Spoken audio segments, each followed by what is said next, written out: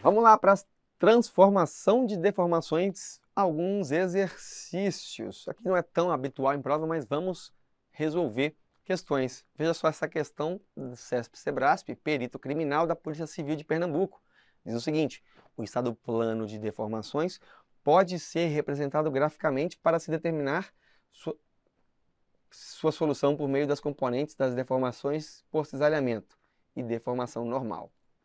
Na situação da figura precedente que ilustra o círculo de Mohr para o estado plano de deformação, as deformações principais epsilon máxima e mínima são iguais, respectivamente a... Gente, círculo de Mohr está desenhado. Qual é o ponto máximo aqui? Ó, ponto E. Quanto que ele vale? 258,8, 10 na menos 6, está aqui. E qual que é a deformação mínima? Aqui, ó, ponto A. 158,8 vezes 10 a menos 6, menos 158. Então, gabarito letra B, não há de que se falar. Ele aqui colocou a análise de um ponto que não é a direção ali da deformação principal, das deformações principais. É um sistema de eixos qualquer que me deu deformações que não são as máximas. Inclusive, nestes pontos eu tenho deformação de cisalhamento. Se tem deformação de cisalhamento, não são os planos principais de tensão, não são os planos principais de deformação. Então, sigamos aqui na sequência uma questão da Petrobras. No ensaio de tração de uma peça prismática fabricada de material elástico linear, o estado tridimensional de deformações em um ponto do material é tal que as deformações principais são... Ora, vamos lá, estado tridimensional, tem deformações em todas as direções. Ensaio de tração. Então, ensaio de tração, eu só tenho tensão em uma direção, vamos supor que seja a direção X. Somente ensaio de tração, somente uma tensão diferente de zero. Sigma Y vai ser zero, sigma Z vai ser zero. Vocês vão ver que, eu já disse, embora a gente tenha aqui um estado uniaxial de tensão, só tem tensão em uma direção, é aquele ensaio famoso, a gente põe uma carga aqui P e traciona, as demais tensões normais são zero, só tem tensão normal em X, e se esse for o meu eixo X, obviamente. Só que existe uma lei de Hooke generalizada que diz, ora, por conta do coeficiente de Poisson, da gente estudar que quando eu alongo uma barra, ela tende a reduzir a seção transversal, ou quando eu comprimo uma barra, ela tende a aumentar a seção transversal, por conta desse comportamento, dessa relação entre a deformação transversal e a deformação longitudinal, que é o nosso coeficiente de Poisson, por conta disso, eu vou estudar que, embora eu tenha tensão somente em um sentido, eu tenho deformações em todos os sentidos. Embora isso seja zero, isso seja zero, isso seja zero, tudo isso seja zero, eu só tenha sigma x, eu tenho deformação em todos os eixos. Portanto, ora, este é o ensaio e a área da seção reduz. Ela alonga, mas sua área reduz. Epsilon x. Se aqui no caso estou fazendo um exemplo, se epsilon x é 10 micrômetros por metro e um coeficiente de Poisson igual a 0,6, eu teria que o coeficiente de Poisson, ora, epsilon x 10 micrômetros, e a deformação nos outros sentidos, menos Poisson vezes quem é esse cara aqui? Epsilon x. Então, valeria menos 3 micrômetros.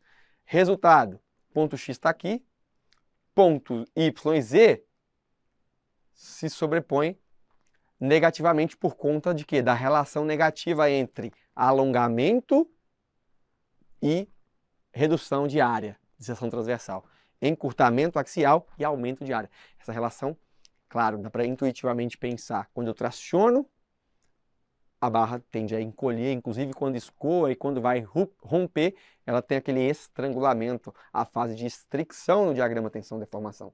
Portanto, eu tenho uma deformação principal positiva, se for aqui pode ser εx, né, se for tensão na direção x, e duas negativas, εy, que é inclusive igual a εz, se for uma seção, uma barra circular, digamos assim, seção circular.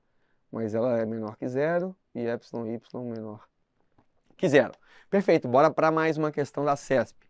Diz o seguinte: deformações, tensões e esforços atuantes em um ponto da superfície livre de um corpo mecanicamente solicitado podem ser medidas ou determinadas usando-se extensômetros elétricos de resistência. Alguns desses sensores são configurados de acordo com um padrão específico, denominado roseta. A roseta mostrada na figura acima ou abaixo se destina a medir tensões residuais, não, deformações em diafragmas de transdução e de pressão, não falamos nada sobre isso. Deformações principais, quando se desconhece as direções principais. Opa! Deformação quando não se conhece as direções principais. Opa! Torque ou cisalhamento, isso não. Ou é C ou é D. Veja, eu ao invés de usar uma roseta com 3 extensômetros, eu só usei 2. Por quê? Ou está faltando um inclinado ali para pegar a deformação do cisalhamento. Eu preciso de 3, já que eu tenho εx, εy e gama xy. Ou eu preciso de 3 extensômetros, ou eu preciso de 2. Mas esses 2, eles têm que estar colocados aqui nas direções principais. Porque nas direções principais, a deformação do cisalhamento é nula.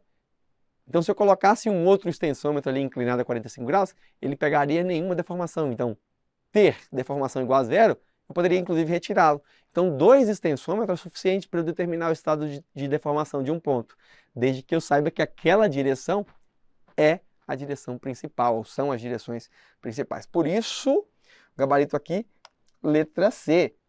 Essa roseta, mostrada do jeito que está aqui, determina as deformações principais quando se conhece as direções principais. Eu fui preciso, eu coloquei os extensômetros exatamente para pegar a deformação εx e εy, digamos. Já que eu sei que não precisaria de um terceiro, porque um terceiro aqui inclinado a 45 graus ia pegar a... Eu sei que naquela direção ia ser... Eu já sei que, na verdade, desculpa, eu sei que nesse sistema de eixo XY, a deformação dos elementos é nula. Então eu só preciso encontrar 2 deformações, ε máximo e ε mínimo. Mais uma, para a gente finalizar. A análise das tensões atuantes no ponto P de uma superfície de um eixo solicitado por torção pura em relação aos sistemas de referência XY e, então olha, XY e X' e Y', rotacionado 45 graus. Um ensaio de torção pura. Vamos então tirar algumas conclusões aqui, lendo as alternativas. Ele quer marcar a alternativa? Tá, a figura acima, aqui no caso abaixo, estabelece que letra A, a deformação εy é nesse sentido, de Y, é máxima, porque X é uma deformação, é uma direção principal. Ora, gente, se eu estou num ensaio de torção pura, eu tenho exatamente sigma x, é o ponto X, com sigma x menos tal xy, mas na torção pura, sigma x é 0, por isso que este ponto X fica exatamente em cima do eixo das ordenadas. E aqui em cima esse ponto é o meu ponto Y, que é a tensão na direção Y, que é 0, e mais tal xy. O que acontece? Este é o ensaio de torção pura. Se eu rotaciono 90 graus no círculo de Mohr, ou significa que na realidade eu rotaciono meu sistema de eixo de 45 graus, assim como foi feito aqui, eu chego nas tensões máxima e mínima. Se for um círculo de Mohr de deformações, eu também chego na deformação máxima e mínima, já que as direções principais de tensão são as mesmas direções principais de deformação. Por quê? Porque o cisalhamento é nulo. Se o cisalhamento é nulo, a deformação do cisalhamento obrigatoriamente também tem que ser nulo, para ser válida a lei de Hooke. Já vi, se isso aqui é 0, isso aqui é 0. Vamos lá. Então, εy é máximo, porque x é uma direção principal. Cara, esse sistema aqui x, y, leva a esse ponto x e y. Não é direção principal. Não é direção principal. Eu tenho que rotacionar e esse ponto aqui ser o meu x' e este ponto aqui ser o meu y'. Então eu rotaciono 90 graus no círculo de Mohr ou 45 graus na realidade. Então, epsilon, y não é uma direção principal. A direção principal é epsilon, y' ou x'. Próximo, a deformação angular gama XY é nula, porque x e y são direções principais. Mais uma vez, x e y não são direções principais. Está aqui, ó. Se eu pego um elemento aqui, x e y só vai me dar o quê? Esse cisalhamento purinho no ponto P. Vamos centrar aqui o P só para ficar melhor o desenho. Se eu pego o meu elemento aqui, olha o torque. O torque faz isso aqui com essa face, faz isso com essa face. Eu complemento aqui e vejo, só tem cisalhamento no meu sistema de eixos x, y. Então, não tem, primeiro, que A está errado, e também a deformação angular é nula. Não, a deformação angular é máxima. E nem x e y não são direções principais de inércia, óbvio. Vamos lá, a tensão normal, σx'. Opa, na direção σx'. É máxima, porque x' é uma direção principal. Perfeito, perfeito, perfeito. Se eu pego o ponto P e analiso ele aqui, nesta inclinação, eu tenho tensão máxima aqui e tensão mínima aqui de compressão. Então, perfeito, isso daqui está certo. A tensão cisalhante tal, x', y', opa, voltando, agora é este ponto, é máxima? Claro que não. Nós estamos falando de x', y', que são os planos principais, são as direções principais. Neste caso, o cisalhamento é nulo, é zero. Portanto, não. A deformação epsilon, y' é nula, porque x' e xy não são direções principais. Opa, são sim. Então, a deformação não é nula, ela é diferente de zero. Portanto, gabarito claro, letra C.